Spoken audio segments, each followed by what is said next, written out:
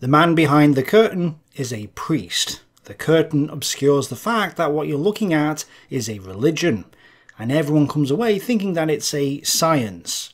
No, it's not. When you pull back the curtain, you're left with religion, and the curtain is called the dialectic. Dialectic is a process of obscuring the fact that you're dealing with a religion, and it's also the process of tricking you into believing in this religion. Now, the Marxists will screech and say that Tick doesn't understand because Karl Marx said in Das Kapital that it's not a religion. They don't believe in gods and they are purely material. But it is a religion, and I don't care what the curtain says.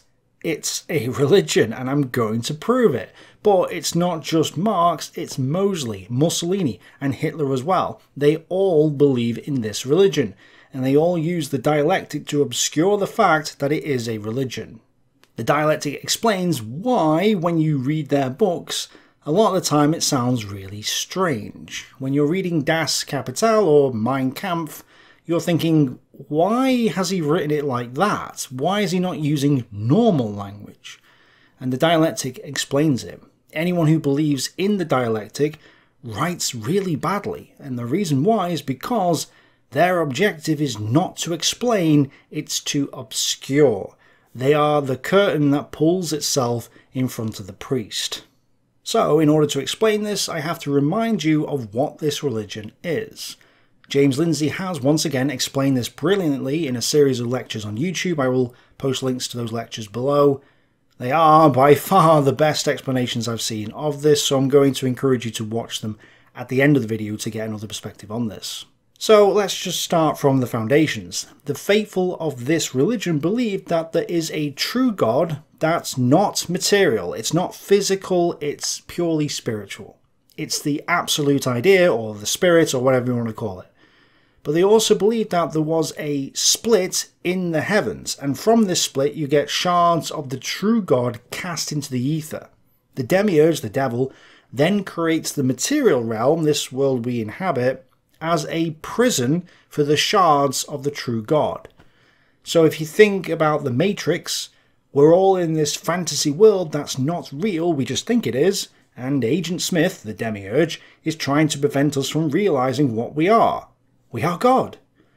We don't know we're God, but if we realize that we are, we will see the code in the Matrix and win. But what this means is that the material world, and every single one of us in it, are shards of the idea, God.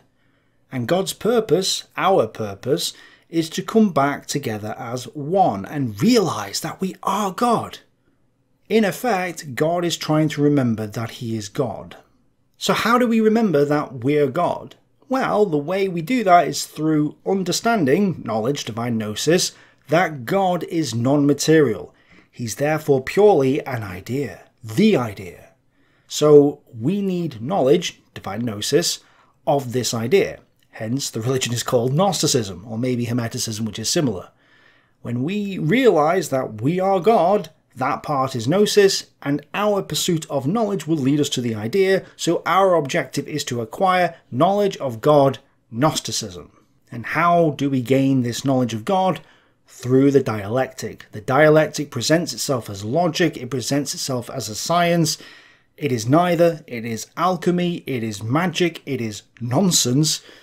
Yet it's also what some people believe because it's also a religious faith. When a Marxist says that they're not religious or that they don't believe in mysticism, then why are they believing in the dialectic? The dialectic is mysticism, the dialectic is a religion. The purpose of the dialectic is to A, obscure that this is a religion, and B, create a heaven on earth so you can become God. That is literally the purpose of the dialectic. So the fact that Marxists believe in the dialectic at all is proof that this is a religion.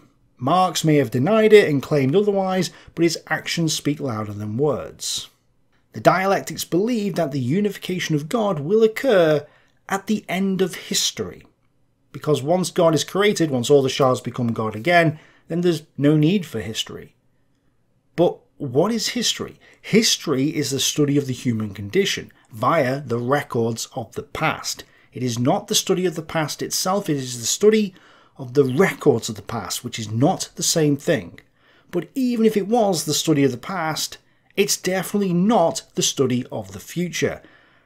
I know I shouldn't have to state this, but history is not the future. And you can't declare an end to history, nor can you use history to predict the future. And yet that's precisely what the dialectics are doing. Theirs is an end of history cult, a doomsday cult.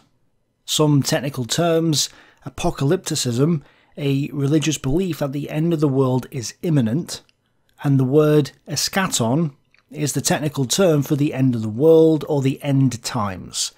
Eric Vogelin famously warned everyone not to immanentize the eschaton, meaning don't bring about an acceleration of the end of the world, which is precisely what the dialectics are trying to do.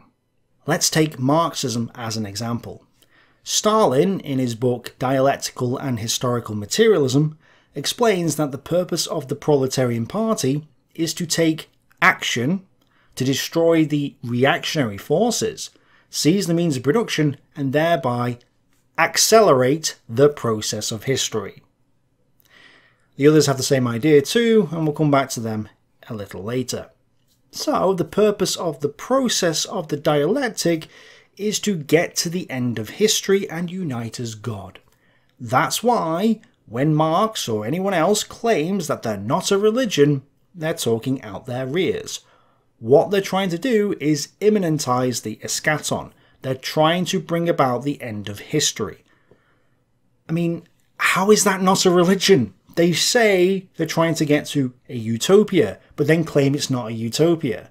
They say the state will wither away as they call for more state. Marx claimed it wasn't an ideology, when it's clearly an ideology. It's all complete nonsense, so don't look at what they say, look at what they do. This is a doomsday cult, plain and simple. So, with their intention of getting to the end of history, to unite as God, they've decided that the best way to do this is to accelerate the development of society. Now I would say, okay, if you want society to develop, we therefore need to get rid of the chains of slavery, the chains of feudalism, the chains of taxation, regulation and inflation, all of which hinder the development of society. If we're not enslaved, then we would function so much better and thus progress could be achieved. But that's not what they mean by development of society. Remember, their aim is to get to the end of history. And what does that mean? The end of mankind. They are a doomsday cult, and what they're trying to do is destroy mankind. Communism didn't fail in Cambodia. It succeeded. And the death toll shows that. They want to accelerate the process of the end of history. So they introduce the state police, gulags, mass starvation. These things are part of the process, not a mistake.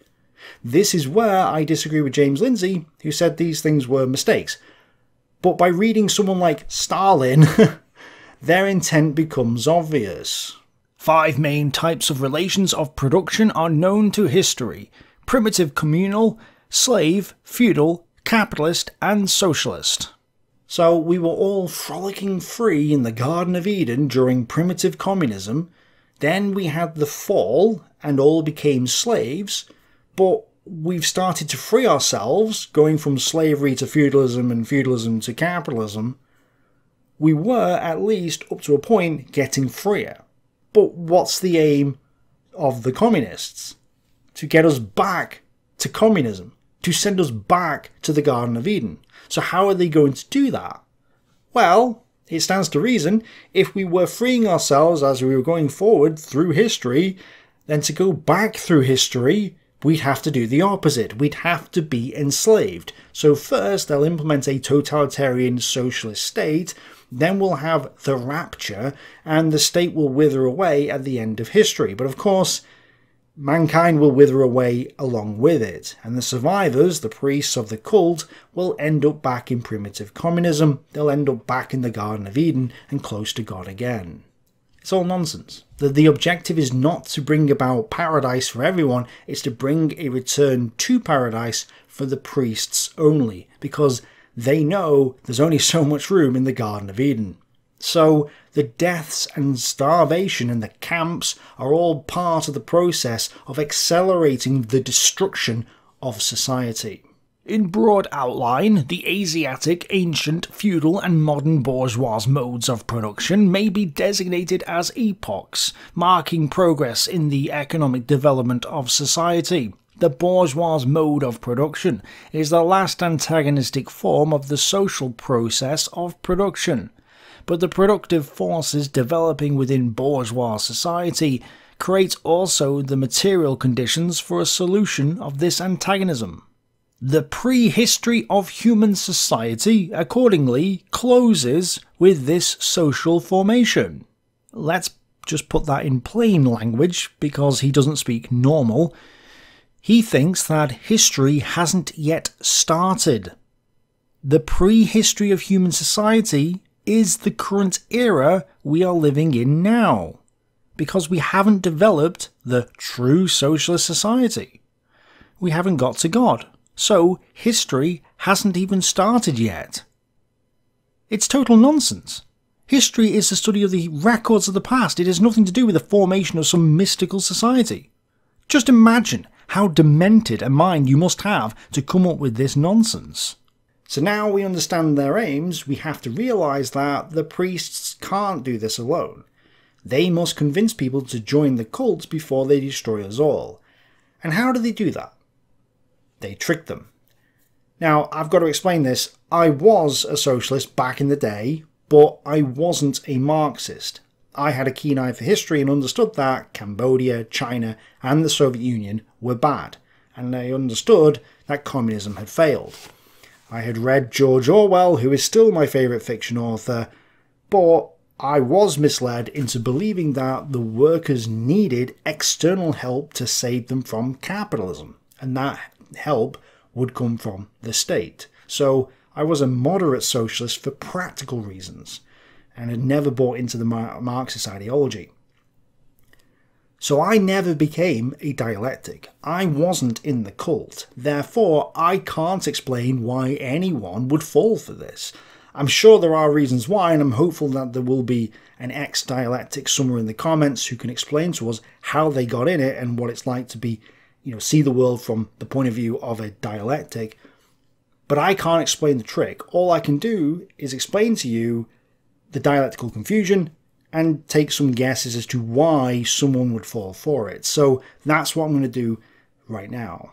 When humans come across a problem, there are two potential approaches. We can either develop a theory and stubbornly stick to it, adopt a closed mind, and no matter how many times we fail, we just keep doing the same thing over and over again in the hope that we get a different outcome. We call this process insanity. Or there's the open-minded approach. We tried something, we failed, therefore we'll change our theory and try again. We call this process sanity. The dialectics adopt the process of insanity, and no matter how many times their theology goes wrong, they'll not change it, and they'll keep butting their heads against the brick wall, hoping this will create utopia. When normal people have an idea, let's call it a thesis, this goes up against another idea, let's call it an antithesis. And there can be multiple arguments, multiple theses and antitheses, but eventually, after debate and experimentation, one will be declared the winner. So 2 + 2 = 4, or 2 + 2 = 5, we have a debate, and it turns out that there is a right and wrong answer. 2 + 2 is 4, not 5. So the debate is over, there is a correct answer, and this process allows us to get to the objective truth, whatever that truth might be. Dialectics don't believe in this process. They believe that when you have a thesis and antithesis, the solution is to negate the two. They deny both the thesis and the antithesis, and they adopt a synthesis of the two ideas. 2 + 2 is not 4 or 5, it's 4 and 5. So therefore 2 + 2 is 9, or in fact whatever the priests, the party, says it is. It can be 4 and 5 at the same time, or it can change. It doesn't matter. What matters is that the truth is gained subjectively. It's not real, it's whatever we imagine it to be. This process of negation, this process of struggle, and the Marxists use that term too, by the way, is the natural order of things as described by the dialectics. Hegel referred to it as Aufheben, destroying something but keeping the essence of the thing so that you can lift it up, revolution, to a higher plane. Marx used the same term in the Communist Manifesto. Abolition, Aufhebung of the family. Even the most radical flare up at this infamous proposal of the communists. When presented with a contradiction, a normal person would say that there's a problem. We've obviously got something wrong and we need to rethink it. The dialectic will embrace the contradiction. In fact, they'll say that contradictions are good. They say they're fertile ground for progression. They reject the notion that we should figure out which argument is right and wrong and just synthesize them together so we can find the higher truth. After all, we're trying to become God, right? Now, what I've described so far is more like what Immanuel Kant would think. But Hegel took things to the next level. He said that the world wasn't what our minds perceived it to be, but that the material world is our mind. The reason why is because if we are all shards of the true God, and God is the absolute idea, then the world was created from the mind of God, our mind. And what this does is it justifies the synthesis. We overcome the contradictions, and that's fine because our mind is reality. And apparently these people can hold contradictions in their heads at the same time, which is very strange to me. It's literally insanity. What constitutes dialectical movement is the coexistence of two contradictory sides, their conflict and their fusion into a new category. Formerly, we were in the habit of saying this is right or wrong. Today, we must put the question accordingly. What would the Führer say? I tell you, if the Führer wishes it, then 2 times 2 are 5. Yes, when you are a dialectic, right and wrong can no longer be determined. You lose your ability to think, because everything becomes contradictory chaos. So your only guide is the higher synthesis, which is the leader, be it Stalin, Lenin, Mao, Hitler, Mussolini, Pol Pot, Mosley, it doesn't matter. Your leader, your Führer, is the only one who knows, because the dialectic has destroyed your ability to think. And going back to Hegel, if the world is made from our minds, then it stands to reason that the mind is also part of the world. Therefore, both the mind and the world are material. So then, the Marxists come along, want to pretend that they're not a religion, and therefore say they stand for dialectical materialism. They say that the world comes first before the mind, but it's nothing different, because in their view the world is material, but the mind makes the material world, and the mind is also material, so it's a circle.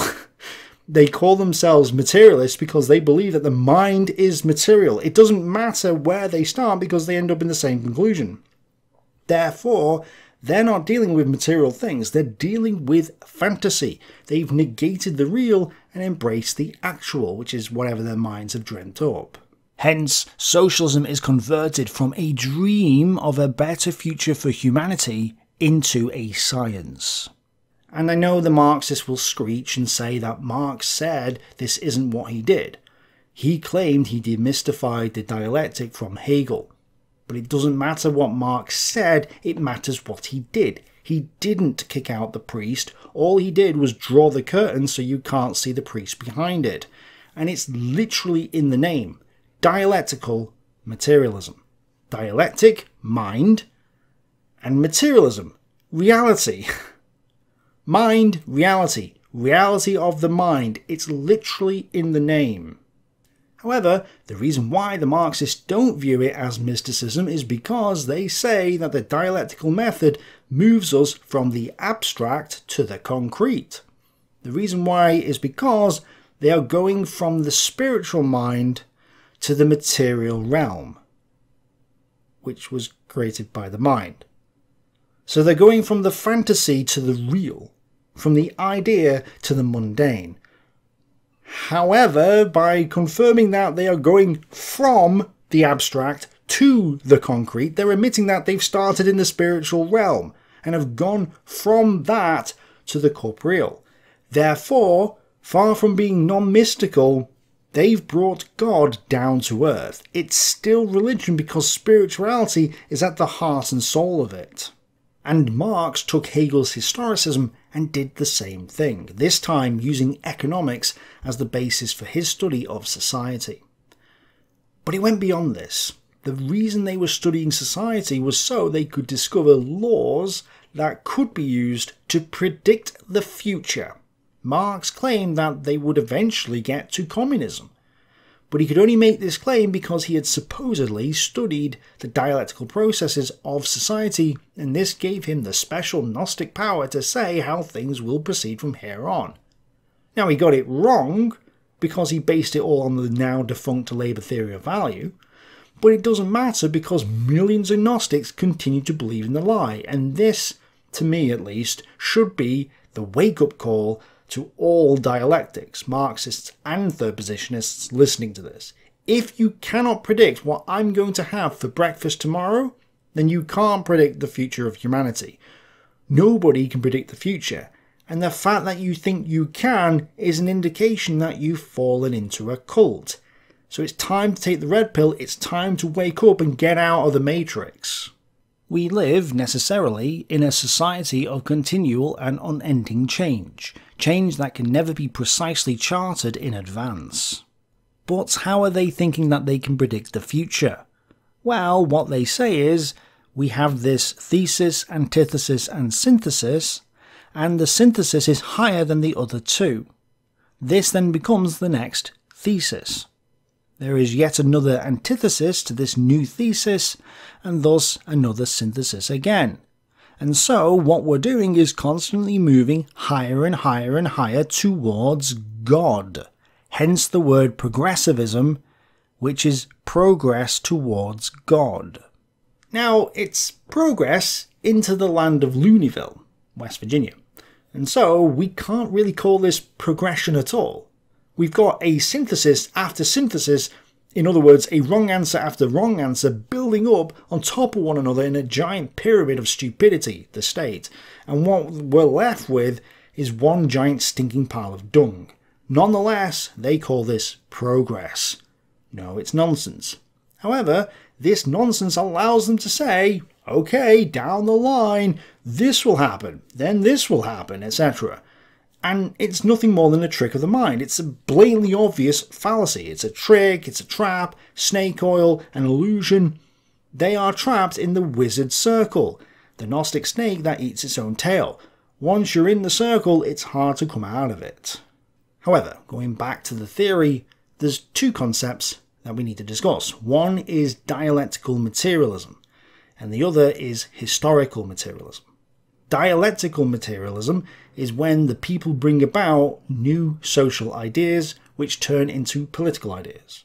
So we form societies, and those societies create the political state.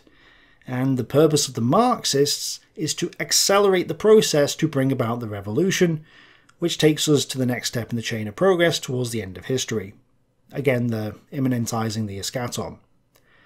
Marxist historical materialism says that the chief determining force that changes society is the means of production, which is always a social thing, even though it's not, hence the need to seize it. Men carry on a struggle against nature and utilize nature for the production of material values not in isolation from each other, not as separate individuals, but in common, in groups, in societies. Production, therefore, is at all times and under all conditions social production. Self-employed people and sole traders don't exist, apparently. And yes, there are flaws in the theory. Anyway, historical materialists also believe that economics drives society, and that if we understood economics, we can understand the laws of history, even though such laws do not exist. and after studying these laws, we can use them to predict the future.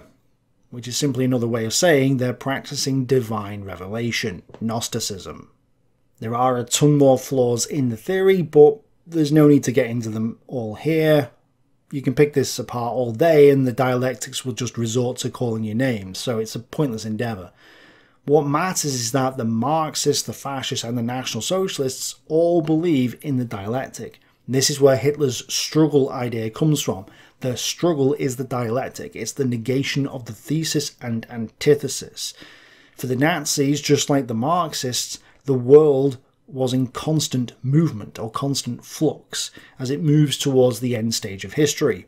It's this process that Hitler is calling nature. But it's not real nature, it's the nature he's dreamt up in his head. When I did my videos on the Gnosticism of National Socialism, some said that Hitler liked nature, and since nature is the real world, it's not some transcendent entity. Thus, it couldn't be Gnosticism because Gnostics hate reality. But that's a misunderstanding of the word nature in the context of the dialectic, as James Lindsay says. Marxists share your vocabulary, but they don't share your dictionary.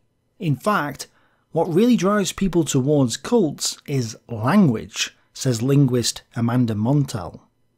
My dad spent his teenage years in the late 60s and early 70s on a remote socialist compound called Synanon that started out as an alternative drug rehabilitation centre but grew to accommodate so-called lifestylers or Americans who wanted in on the blossoming countercultural movement of the time. Children at Synanon were separated from their parents, she says, which is very similar to what Plato suggested in his Republic, which is where the origins of socialism come from. No one was allowed to go to school or work on the outside. At one point, everyone shaved their heads. At another point, couples were split up and reassigned new partners that the leader, Chuck Dedrich, approved of, a very appropriate name for a socialist leader since most of the priests are rich. The aim of my book is to break down some of these hard and fast linguistic techniques that all of these cultish groups use to manipulate not just followers of groups like Heaven's Gate, but all of us to some degree. Cultish language works to do three things, the 3 C's, she says. It converts you, it conditions you, and it coerces you. My parents, they're scientists, and they will use jargon that I don't understand, but that jargon is there to make communication clearer. Cultish language has these ulterior motives, and it's there to make communication hazier.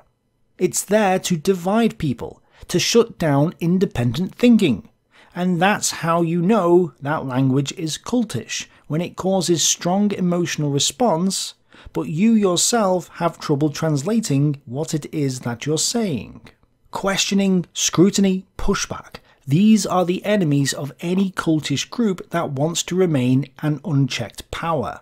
So, when anyone tries to express any dissent, you're going to need a roster of these catchy stock phrases in order to shut that person down. Like the word fascist, which is thrown about so loosely that I don't think anyone's not been called a fascist at this point. I would say if a form of language cues you to have a strong emotional reaction, but causes us to stop asking questions, if it forces you to separate yourself from those who don't know how to use the language, if you find yourself becoming ideologically bound to a set of terminology filled with a sense of elitism just for showing up, those are some cues that you might be involved with a group that's a little too cultish for comfort. This last bit's important because I get dialectics in the comment sections all the time telling me Tick doesn't know, Tick doesn't understand, and never once have they offered an explanation. They pretend that they know Gnosis and act superior to everyone else, as if they're Aryan Super Saiyans, or species beings, which is what Marx referred to the Aryan socialists as. These dialectics are in the cult. The Marxists, the fascists and so on are in the cult, and so nobody else can understand them. When I was a socialist, I knew what socialism was. But as soon as I lost my faith in socialism, suddenly I don't know what socialism is. Suddenly, socialism isn't state ownership of the means of production, despite the fact that every socialist prior to 1945 said it was. Why? Because now that I'm not in the cult, I can't know. I'm not allowed to know. Because I obviously am not part of the elite. I now don't have gnosis. I must be lying. I must only be claiming to have been a socialist, because why would anyone abandon glorious socialism? Oh, and also because I never explained what the dialectic is, that means I don't know what it is. Because obviously, I've not sat here and played my banjo. That means I can't play the banjo. I mean, I can only play a couple songs anyway. But obviously, just because I haven't said or done something doesn't mean I haven't said or done it. It's just gatekeeping nonsense. I don't understand why anyone would fall for the dialectic, but I do understand what it is. And the point is, they're using a totally different language to us. And I'm not going to pretend to understand this dialectic language fully, because, as I said in last week's video, I've just discovered that when the Nazis say blood, they actually mean spirit. We want to purify the blood is we want to purify the spirit. Even though I've been studying this for years, it wasn't obvious until I read Peikoff's book. Well, the same thing applies to the word nature. By nature, us normies think Hitler's referring to the real world outside where the animals live. That's not what he means. He's referring to the dialectical method itself. The dialectic dreamt up in people's minds casts its ideas into the material world. Mind makes material, material makes mind. So when he says nature, he doesn't mean nature, he means the dialectic, which he believes allows him to see the world correctly. Man has discovered in nature the dialectic, the wonderful notion of that almighty being whose law he worships. Fundamentally, in everyone, there is the feeling for this almighty, which we call God, that is to say, the dominion of natural laws, dialectic laws, throughout the whole universe. Yeah, the dialectic are these natural laws. The dialectic, according to these priests, is behind everything. God is the dialectic is God. For the Marxists, when the dialectic gets them to the end stage of history, they will have the new Soviet man, a super being known as the species being, which is what Karl Marx called it. For Hitler, this nature or dialectic is the one determining which race is going to dominate the world. Hence, the folk concept of the world is in profound accord with nature's will, because it restores the free play of the forces which will lead the race through stages of sustained reciprocal education towards a higher type, until finally the best portion of mankind will possess the earth and will be free to work in every domain all over the world, and even reach spheres that lie outside the earth. And it's not just Marx, and it's not just Hitler. It's Giovanni Gentile, it's Hegel, it's Lenin, it's Stalin, and Mao, and many more Marxists, fascists, and National Socialists. It does vary depending on the particular person you're looking at and their brand of dialectic, but the principle remains the same. And here's the thing. When we look at the traditional political spectrum, you generally have communism on the left and capitalism on the right, supposedly. Obviously, I now reject this, but let's just go with it for the purposes of this video. Hitler and Mussolini, the Nazis and the fascists, do not like either communism or capitalism. They saw these as what? Thesis and antithesis. Therefore, they synthesized them together in a new position, a third position. This is where the idea of the fascist third way comes from. This is where the term third positionism comes from. They didn't pick the name at random, it's dialectical.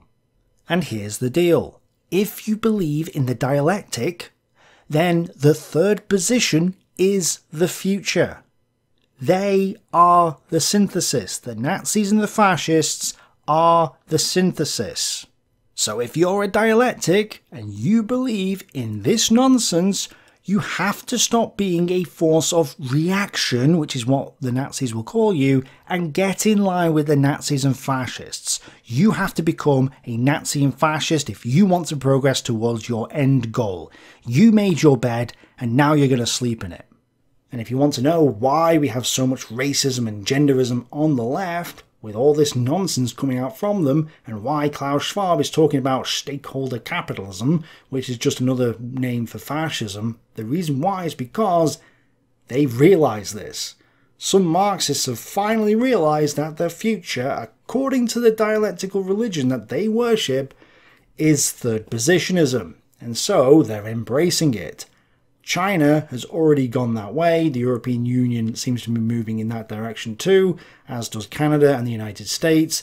They're all embracing fascism or National Socialism, but trying to keep it international for now. And the reason why is because of their faith in the dialectical process. Now what I'm going to do is leave you with a quote about Oswald Mosley, who was the leader of the British Union of Fascists. This quote is coming from a historian who recognises some odd things about Mosley, but he can't explain it because he doesn't know what the dialectic is. I don't expect you to fully understand it either, but you'll certainly see where most of it's coming from. So here we go. In contrast to Spengler's pessimistic conservatism, Mosley believed fascism could renew European culture in a mutiny against destiny. Caesarism and science would evolve Faustian man and a civilization which renewed its youth in a persisting dynamism, constant movement towards the end stage of history. It would produce a final union of will with thought to a limitless achievement, a reunification of God. Fascism would create a society in which man could become like a god, and control like a magician the forces of the universe. In a mystical note, he told Peter Liddell that after the Caesarist stage there would be eternal light. Thomson saw fascism as the 20th century expression of the will to infinitude, and Mosley as the leader who would transform the world. For Mosley, fascism would re-spiritualise the thought of the people until the principles of religion returned to their hearts, the militant service and mystical love. Black-shirt Olive Hawks recalled the desire to merge into the greater unit of nation or faith, which derived from fascism's spiritual instinct of self-sacrifice, which set them apart from people who drifted along. Fascism, Mosley preached, comes with the force of a new religion. It was infused with ritual as an alternative to Marxist faith. Its core was the idea of national rebirth, in which the individual would be fused with the mass to overcome oppositions between private and public, individual and collective. Again, a synthesis. It had the totalizing aim of a millenarian cult led by a charismatic leader whose dynamism was recharged in the liturgies of mass meeting, where irrational forces of the chosen and the symbolic took over from individualism and rationality. There is a lot in here obviously, and I hope I haven't lost many of you, and I also hope you're beginning to see why they were doing what they were doing and saying what they were saying. It's not random, it's their dialectical method, which was derived from their Gnostic faith. And on that bombshell, here's a bunch of links to James Lindsay's videos on the dialectic. Thanks for watching, bye for now.